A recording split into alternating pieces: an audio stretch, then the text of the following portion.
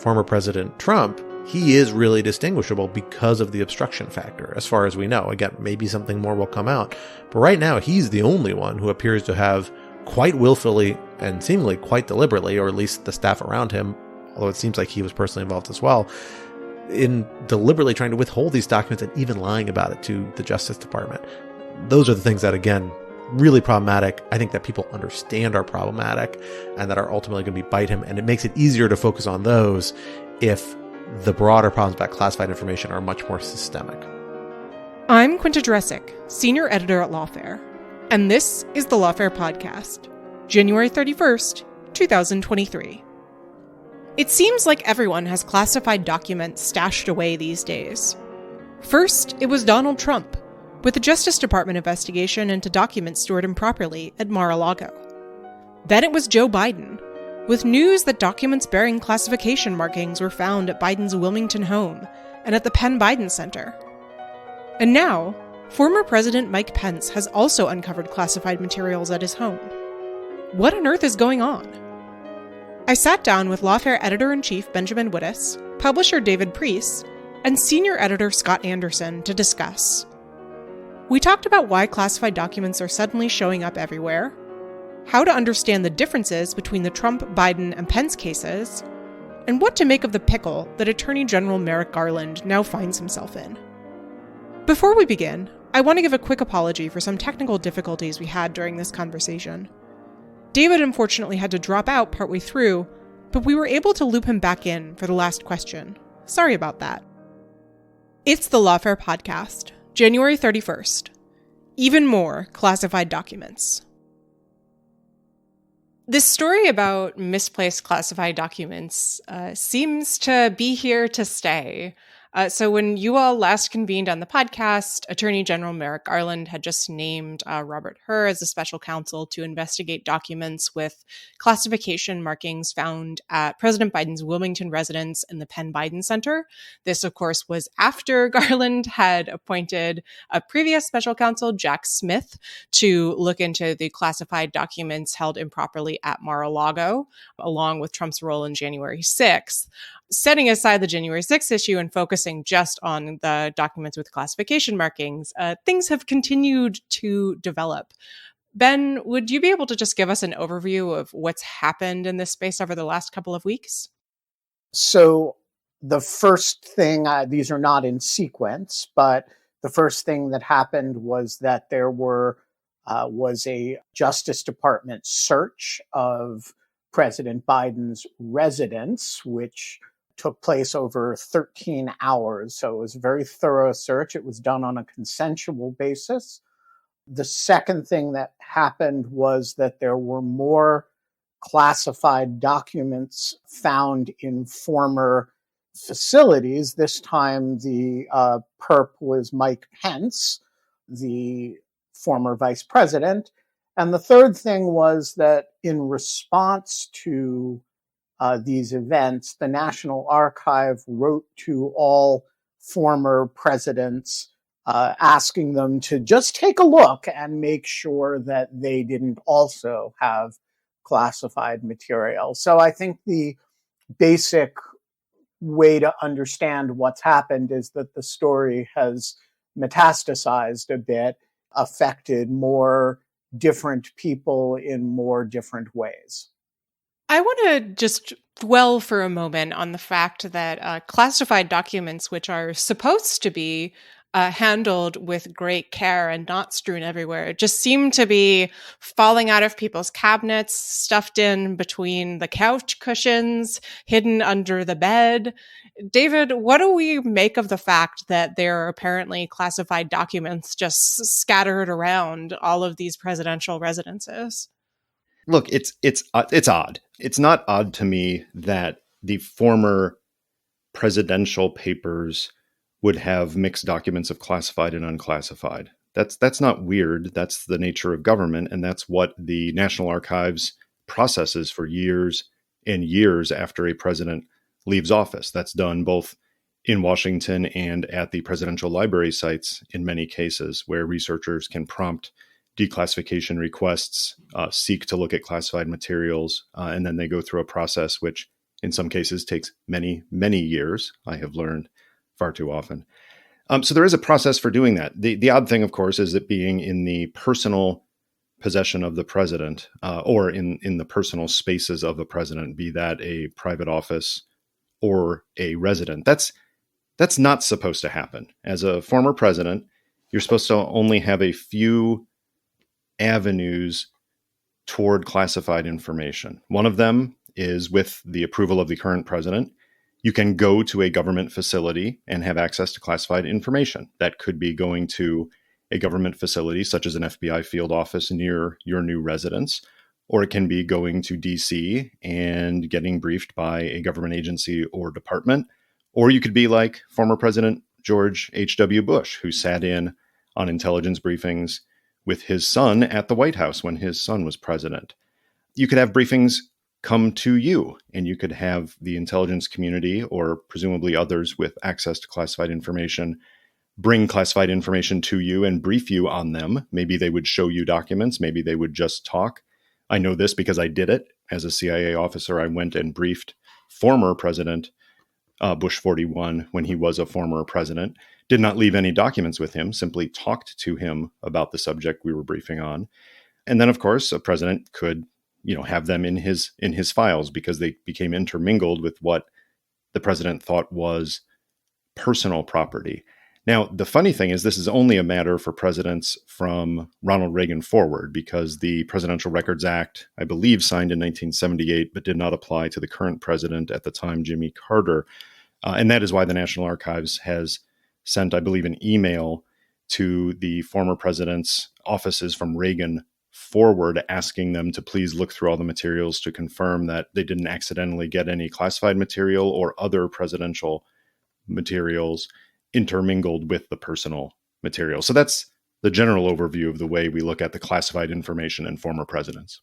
Yeah, I would just like to add to that I do think, there's a lot of clucking in, of which the way, Quinta, you formulated the question is an example. We're not supposed to have this information, but it's dripping out of everybody's pockets. And I do think, in defense of everybody caught up in this thing, including Trump, by the way, I think it is worth saying that when you live in a government facility that is also your office, and when you are, and that's true of presidents and vice presidents, and that your home is effectively cleared for classified material, the possibility of intermingling is just very different than it is, say, for the congressional people who are doing this clucking. They have to go into a SCIF in order to see classified material. The president lives in a SCIF, and the president, their personal papers, their desk is in a SCIF. Although the White House residence, to be clear, the White House West Wing office side is protected, the residence is not, which is why Trump's going into, saying he, takes the stuff to the residence is a little bit problematic. But just the possibilities of intermingling are just dramatically higher when you're dealing with executive branch officials at that level. And so I actually think it's worth being a little bit forgiving of the initial retention, at least if we learn that it was unintentional. So, Scott, does this make Trump's conduct look better by comparison? His defense was always this sort of, well, everybody does this. I'm just being persecuted for it because it's a witch hunt and they're out to get me. Now we found that not one, but two former presidents and vice presidents are in a kind of similar situation. Is this exonerating for Trump in any way? I don't really think so, but it certainly fits into a narrative that people are going to use to justify his conduct or make it look less severe. The thing to really bear in mind that makes the Trump case different from the Pence and the Biden cases, as far as we know so far, although the facts could change because we don't have a full picture of really any of the investigations yet, and certainly the Biden and Pence situations are still developing. But from what we can tell, the former President Trump and his group of advisors, his post-presidency advisors at Mar-a-Lago and other residences around the country, were engaged in a year-long conversation with the National Archives about returning a variety of documents that became almost year-long conversation with the Justice Department about classified documents believed to be included in those. And after getting fairly specific requests for the return of those documents, after, seeing a subpoena over them, and ultimately, of course, a search warrant being issued for the search at Mar-a-Lago, resisted returning them and actually provided a note that, at least according to reporting, suggests that, some advisors close to former President Trump, if not former President Trump himself, certified that they'd handed back all the classified documents. And then the FBI searched Mar-a-Lago and found a substantial number more, a volume more. That's really what makes that difference. In the Pence case and the Biden case, so far, what we're being told, and we haven't seen any information to contradict this, is that these were inadvertent errors. Yeah, it doesn't mean they're not embarrassing. It doesn't mean they're not a problem and there isn't problematic conduct, but it does still make the Trump case very distinguishable. And the legal jeopardy that former President Trump and those around him, or those around him, I should say, may face if they were deliberately deceiving or knowingly deceiving the FBI or the National Archives and withholding these documents, is that that's where criminal liability really comes in. There are consequences that come up to an inadvertently holding classified documents, career consequences. There can be legal consequences for people, but it's the intent to deliberately withhold them and knowingly withhold them that really is where significant legal consequences begin to kick in. And that's still unique to the Trump case as far as we know at this point. So that was my next question. The Pence team has certainly made a big deal of being transparent. We discovered that these documents were found in Pence's residence because his counsel, Greg Jacob, who listeners might remember from the January 6 hearings, announced it in a letter to the National Archives that they'd carried out a proactive search after all of this news about classified documents had come out and had discovered these materials. The White House has also said that Biden is cooperating. The search of Biden's house was done on the invitation of the president's lawyers, which distinguishes it from the search at Mar-a-Lago. So my question to all of you is there any indication that Pence and Biden or the people around them are engaging in conduct that could come close to the sort of obstruction that we've seen from Trump? Or is this really an apples and oranges situation? David, let me go to you first. We would need to see something different than what we've seen already in the reporting.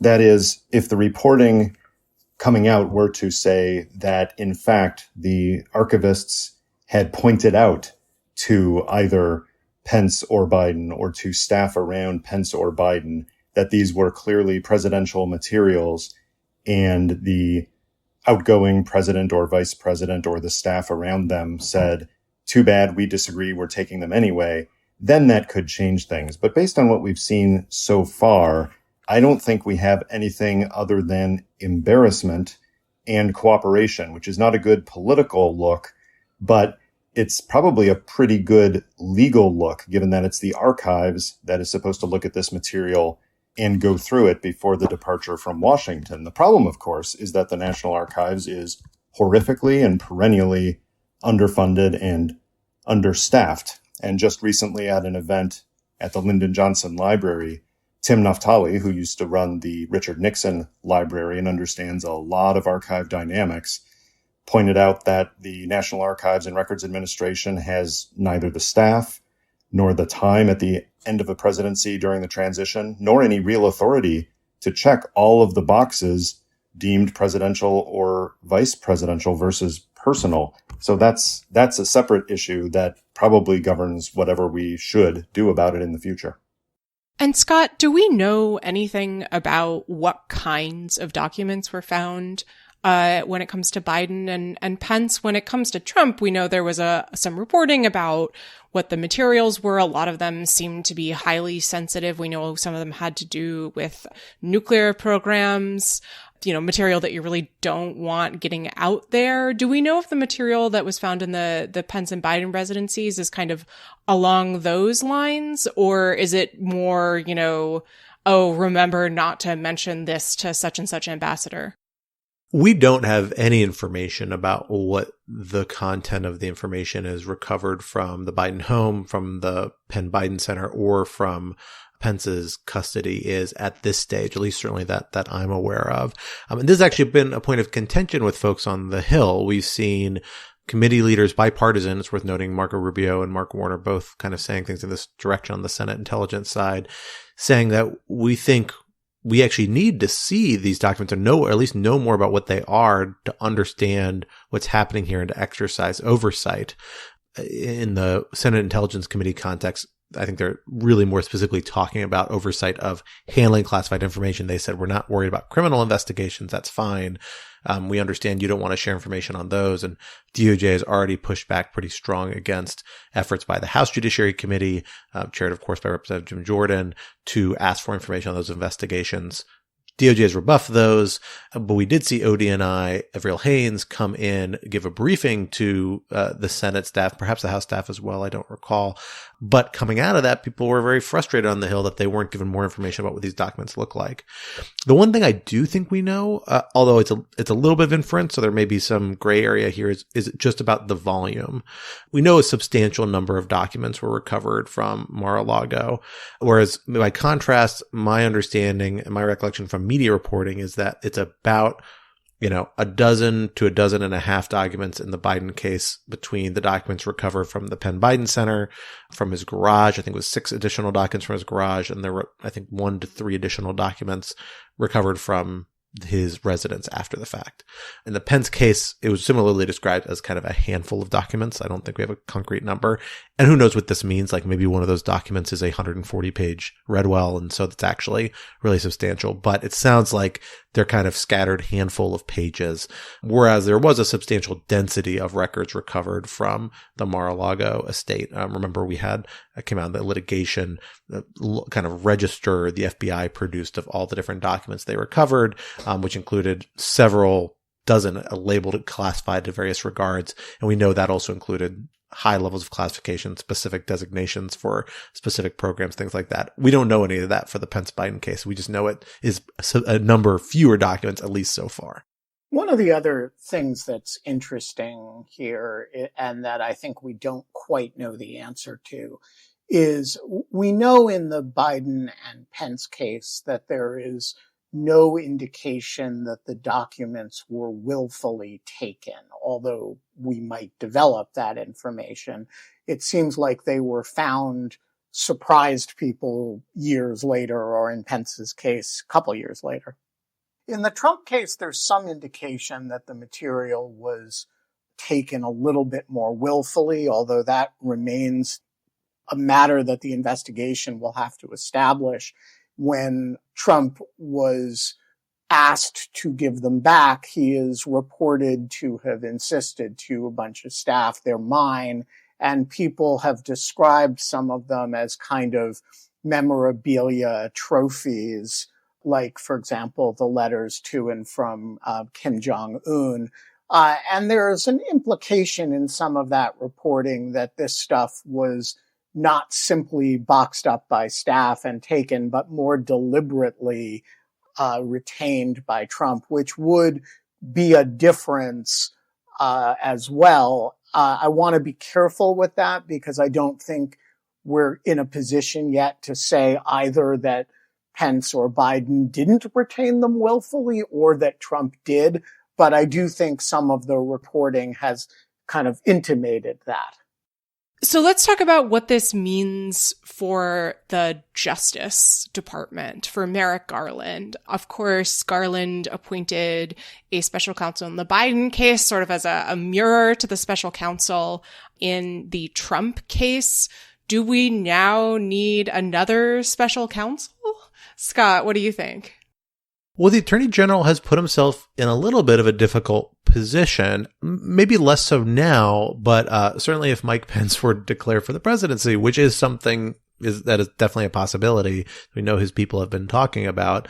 Really, the Attorney General said, we can handle this in-house when it came to former President Trump, but when he declared, made the determination, all right, this is the point where we're going to appoint a special counsel, which he did within, a matter of days. The current sitting president, I think, is another issue. There are independent logic supporting the idea of putting a special counsel there for a variety of reasons. And so, that was kind of a different situation. But because of the mandate of the two, if there were to be a need for additional independent investigation, if Pence were to declare his candidacy, the precedent's already there to say Trump deserved a special counsel and some additional independence. So why wouldn't you extend that to Pence if it's a smaller matter? Maybe you could adjust the scope of the investigations, but then because there are only going to be declared candidates, not incumbent candidates on the Republican side, not the Democratic side, it ends up looking like you have a partisan split in the special counsel appointments, which is extremely awkward, even that's not why, just this bad optics. So, that really puts him in a quandary where you don't want to have too many special counsels floating around. It seems to get really inefficient and a source of chaos, but that's kind of the precedent he's set. Now, is anybody other future candidates likely to be in a position like this in this sort of scenario? I don't think so, but we don't 100% know, I suppose. And so it's at least a little bit of a tricky position for these three individuals who have already found themselves in possessing these documents, particularly if Pence declares that he is a candidate. One element of that, or maybe two elements of that, when Garland went ahead and appointed Mr. Hur as special counsel, he did so only after a Justice Department internal initial inquiry had determined that the matter required further investigation. And so one can expect he will follow a similar methodology here. That is, you see if the investigation can be disposed of at the initial inquiry stage. That is, no reasonable prosecutor would go forward with this. Therefore, you don't need to appoint anybody. And then in the Trump case, he appointed that the trigger for his appointment of the special counsel, this is Mr. Smith now, was only when Trump declared for president. And so I think you can expect him to respect both of the two precedents that he set. That is, he will only go forward with the appointment of a special counsel if two conditions are met. First, if the Justice Department in an initial inquiry finds that further investigation is warranted, and second, if Pence is a declared candidate for president, because we know that Garland was willing to have the Justice Department investigate Trump without a special counsel until he became a declared candidate. Only then did he go ahead. So I think Pence may, for either of those reasons, at least for a while, escape the appointment of a special counsel. The second issue is that if you're Garland now and you have a second Republican candidate who requires a special counsel investigation, you do have an option that you didn't have earlier, which is to assign it to one of the existing special counsels. Now, this is something that Janet Reno did a lot with Ken Starr. Something would come up and you would just kick it to Ken Starr. She lived to regret that.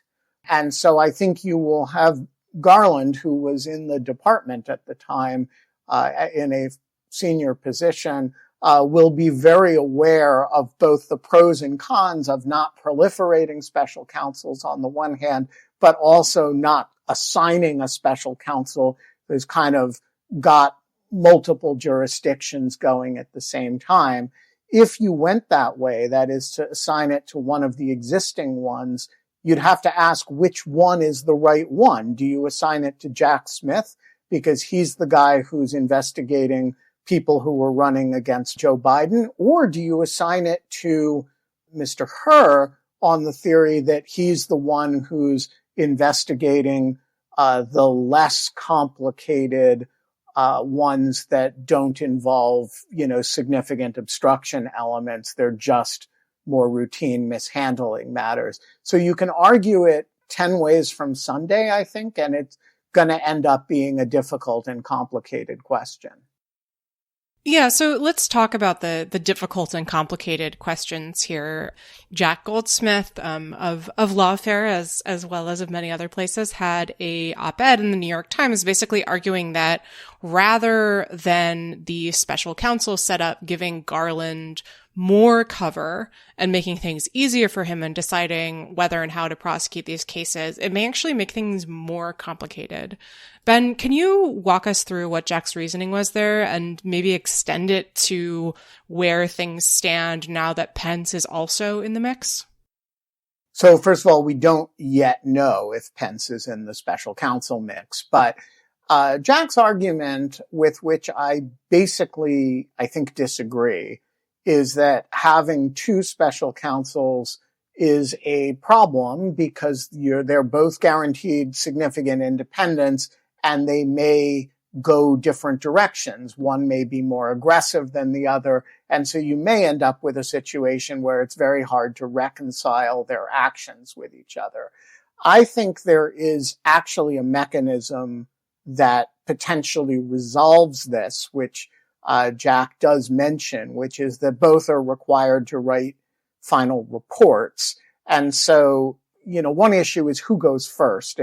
If Mr. Hur goes first, then Mr. Smith in his final report will have to explain why his case is different from the one that Hur brought and therefore is handling it differently, and vice versa. But I do think these mechanisms give an opportunity for a reconciliation if anybody cares to read the reports, which people won't, by the way. And this is where Jack may really have a point. The politics, it may be that, 50 Washington lawyers read the reports carefully and say, okay, yeah, it makes sense to prosecute one, but not the other. But the partisans of whichever side is on the losing end of that stick will not have that degree of sophistication about it. So from a totally crass political standpoint, setting aside, what the law is, setting aside what the right thing to do is from the Justice Department's point of view, the Pence discovery seems to me to be potentially quite good for Biden and bad for Trump. The last time that you all had this conversation, you were talking with Paul Rosenzweig about, whether futures in Mar-a-Lago prosecutions had gone up or down. It seems to me that now that there are classified documents from Pence that are also under consideration here, though perhaps not by a special counsel, it seems less partisan to, say, prosecute Trump and those around him for obstruction because you have both a Democrat and a Republican, Biden and Pence, who would not be prosecuted because they handled these documents responsibly and didn't obstruct investigation into them. Again, to be clear, this is all hypothetical. And that Pence's conduct, sort of handling the discovery preemptively, passing them to the archives, makes it clearer that Trump is kind of an outlier here. So I'm curious if that sounds right to you from a totally, again, cold-blooded, calculating perspective. Scott, let me go to you first. So the Pence revelation definitely paints things in a different picture, right? Before you had the Pence revelation, it was much easier to write a political narrative that said, well, look at Biden. Biden has spent the last 6 months, or as Attorney General, has spent the last 6 months prosecuting and investigating former President Trump for a crime that it looks like he was just as guilty as, meaning withholding these classified documents. Again, I think there are reasons why that narrative, even on its face, was pretty misplaced. We talked about that in the last podcast we recorded on this before the Pence revelation. But the Pence revelation really pushes things in a different light because it underscores the fact now that this is a systematic problem and systemic problem among former inhabitants of the White House and other senior administration officials. The same is true of the NARA, statements urging not even that recent, of the last several decades worth of presidents and vice presidents and senior officials to search their records to make sure nothing like this happened in other cases. And it seems quite possible, if not likely, that it did. There might be other returns there. That doesn't excuse what former President Biden did. I think it makes it still a problem and a reasonable one that people should, spend some time thinking about. You mean Trump there? No, Biden. Oh. Not being aware that you had all these documents, that some of them were classified, that's a problem. Maybe it's a problem that's not entirely fall on President Biden's shoulders. Maybe it's about the staff around him. Maybe it's about our broader processes and what's expected. But it is, I think there's a criticism to be made that, you should expect current presidents and former officials, former vice presidents to handle documents more carefully than this. That said, doesn't look like President Biden was alone in that regard. And again, former President Trump, he is really distinguishable because of the obstruction factor, as far as we know. Again, maybe something more will come out. But right now, he's the only one who appears to have quite willfully and seemingly quite deliberately, or at least the staff around him, although it seems like he was personally involved as well, in deliberately trying to withhold these documents and even lying about it to the Justice Department. Those are the things that, again, really problematic. I think that people understand are problematic and that are ultimately going to bite him. And it makes it easier to focus on those if the broader problems about classified information are much more systemic. Yeah, I agree with that completely. Nobody is going to be prosecuted for mishandling classified information without more.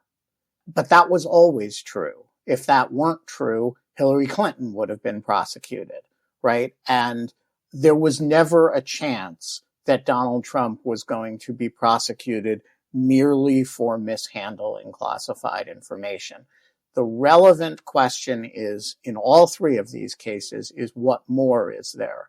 In Trump's case, there is one big thing more, which is the obstruction. And there are also singular questions about whether there was willfulness in the retention of the material. In the case of both Biden and Pence, there is not a lot of evidence at all that there's anything more than some mishandling of material. That, as Jim Comey explained in the declination speech regarding Hillary Clinton, is not something that generates prosecution. In fact, I don't know of a single exception to that rule, by the way. Comey identified 4 general aggravating factors that cause these mishandling cases, retention cases, to end up in the criminal arena. I haven't seen a shred of evidence that any of them is present in the case of Mike Pence or Joe Biden. And do we have a sense of how this is affecting Biden's political standing? Obviously, there's a question of Trump and Pence as well, but I think that's a little less relevant, both because Trump's support is more baked in and Pence is just not as prominent a figure. Scott, there's been some recent polling. I'm curious what you made of it. Yeah, we saw a number of polls kind of come in over the weekend that covered, the last 2 weeks in which these different scandals, if you want to call them scandals, have really come to the fore in different phases. And they're kind of interesting, and they're being covered in a little bit contradictory fashion. We have a set of polls, the ones I'm most familiar with are from CBS, that actually makes the point that there doesn't look like there's been a big slide in Biden's approval numbers, even though the story's now been out for a couple of weeks, that people are concerned and think this is a matter that should be investigated by the Justice Department and others. But most people seem to think that Biden is cooperating with the FBI, and specifically, many more people seem to think Biden is cooperating with the FBI than former President Trump cooperated with the FBI and appropriate authorities. And, that kind of treads a narrative. We saw another set of polls from NBC where they made the point in a slightly more critical fashion, saying, well, lots of people are as concerned about this revelation, the Biden story, as the Trump story, and as focused on that, and that they both need to be investigated. But all those things can be true, and actually in some ways is kind of what you would hope for and expect. It's that anytime classified information is out in the wild, the way it's not supposed to be, that is a source of concern. You would want the appropriate authorities to look at that. But I think the real difference maker, certainly for criminal liability, and I would argue for a lot of policy responsibility, not all of it, because there are certainly reasonable criticisms to be made, but for a big part of it is that willful factor, is that willingness to work with the authorities, work with investigators to try and address it. And maybe that's why we haven't seen a major decline, at least by some accounts, in approval rating. There are other polls that suggest there has been, a bit of a drop certain places. I saw a YouGov poll that said something to that effect. And in some ways, we're going to have to wait and see kind of what comes out over the weeks to come to see really what the impact is. And it'll be hard to disaggregate it from other factors as well. But, I think you would expect maybe Biden to take a bit of a hit on this. But I think maybe the broader takeaway to me is that there's a political narrative to be built here that isn't necessarily as damaging. Certainly if Biden and Trump are up against each other, as opposed to a candidate who might not have these sorts of problematic cases and baggage weighing them down. Just a slight counter argument. If you look at the 538 average of Biden popularity polls, there is about a 1.5% drop. Biden had been on a pretty steady uptick since the summer when his average approval rating kind of bottomed out in the 38% range. And, you know, when this broke, he was right around 44. He's now down to about 42. So I think you can, now how much of that you should attribute to this, I really don't know. But I do think, you know, to the extent that Biden positions himself with some justice as the straight arrow anti-Trump, stories that show him even in the most facile way, behaving in a way that we associate with Trump. And this is quite facile, but it does do that on the surface, I think are kind of damaging to him. I don't think this is the sort of thing that will produce a, you know, bottoming out of his support by any means. But I do think there's some reason to think that the classified document stories have hurt him a bit. Let's talk about the congressional oversight angle of this. We now have a Republican House of Representatives. We know that Republicans are raring to go in terms of investigating the White House and the administration. And we've had plenty of noise along those lines. I think some more serious and some less serious. So the Justice Department recently sent a letter to Jim Jordan of the Judiciary Committee, essentially saying, we saw that you requested all these documents. Unfortunately, we can't give you this information because we're in the middle of an ongoing investigation. On the other hand, there's also been reporting that the Justice Department is actively working, I think was the phrase, to brief senators on what's going on with these investigations. So I'm curious what you make about these investigations in Congress. Scott, let me go to you first. So I think the most substantive actions we've seen so far have really been around this issue of handling classified intelligence information. We've seen both the chair and the ranking member of the Senate Intelligence Committee make coordinated statements underscoring both that they need to exercise more effective oversight in these particular matters, as I mentioned earlier, including a better understanding of what's in the underlying documents. It's worth noting. But also have both said, look, this is a failure of our intelligence processes and systems, and we need to take steps to look at that, understand what happened, and improve them at the White House or wherever else that these problems might have originated so that we can have better handling of classified information. And that's pretty notable. There is kind of a fairly effective working relationship. Senator Mark Warner was the chair of the Intelligence Committee, has had a pretty good relationship with his last two Republican ranking members, Marco Rubio being the most recent one.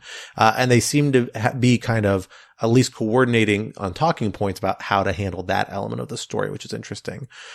On the House side, you've seen the House Oversight Committee Chairman, James Comer, come out and say something similar to the effect of saying, well, we should look at this, and I want to get the ranking member, the Democrat, Jamie Raskin, I believe, is now the ranking member on that committee, to work with me on this.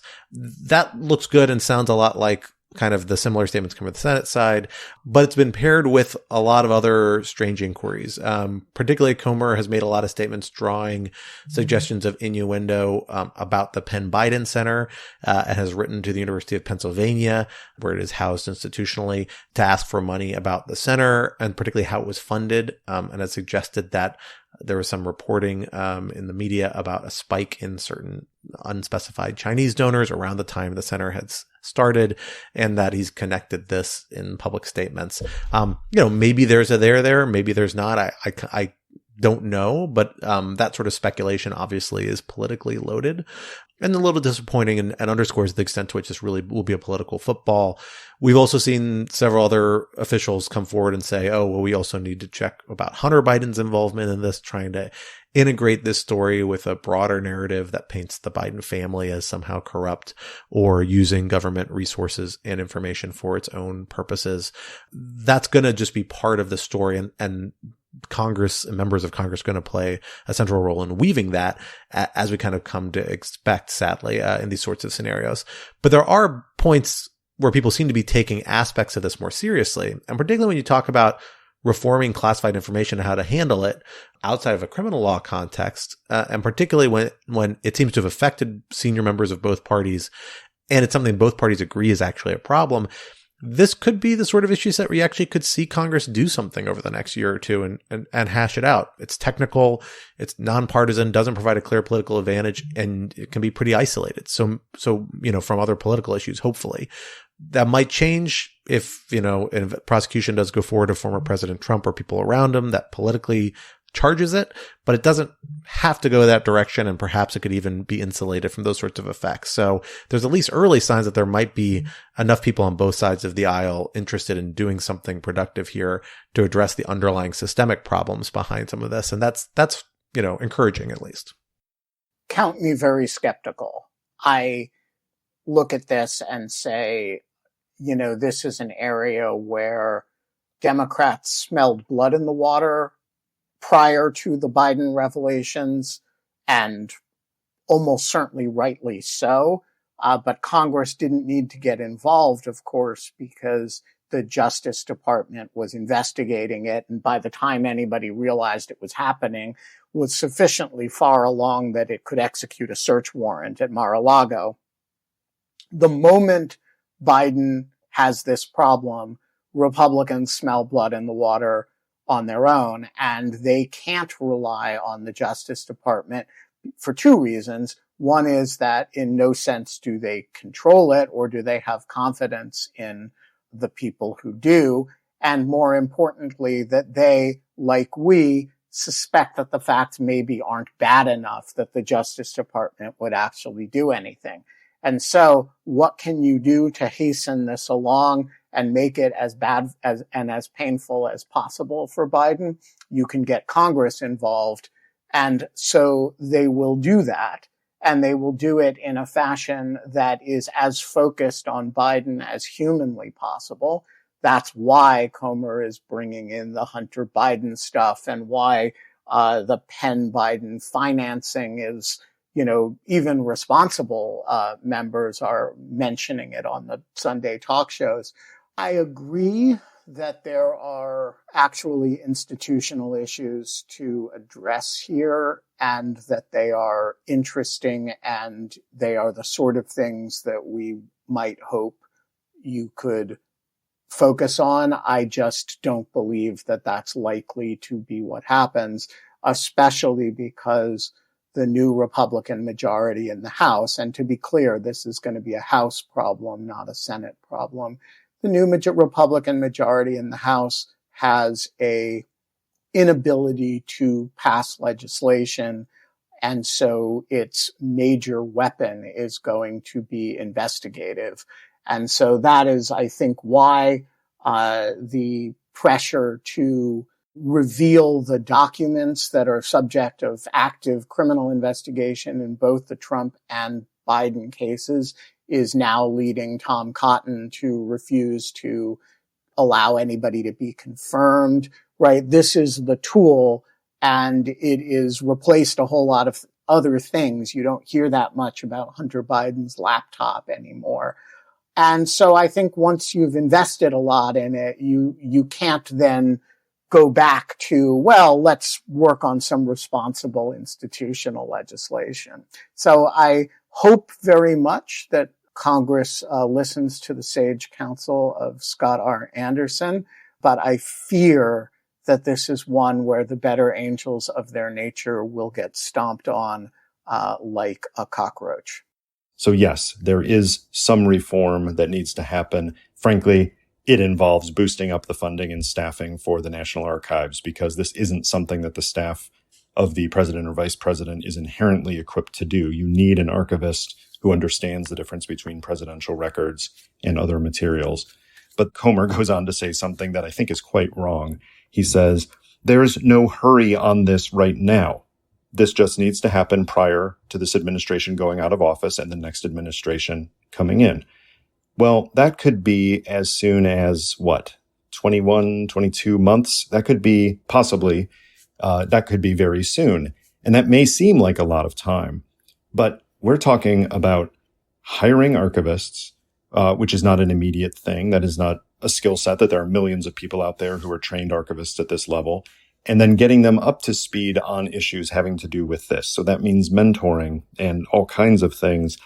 The time to do that isn't a few months before a transition. There wouldn't be enough time. The time to do that is to actually get on it now and pass a bill supporting a massive increase in funding for archivists devoted to the issue, not only of processing materials between turnovers, but during a turnover of being focused on helping presidents and vice presidents with determining what is a presidential record. All right, let's leave it there. Thank you all for joining. The Lawfare podcast is produced in cooperation with the Brookings Institution. You can get ad-free versions of this and other Lawfare podcasts by becoming a Lawfare Materials supporter at patreon.com/lawfare, where you'll also get access to special events and other content available only to our supporters. This podcast was edited by Jen Patja-Howell, and your audio engineer this episode was Kara Schillen of Goat Rodeo. Our music is performed by Sophia Yan. As always, thanks for listening.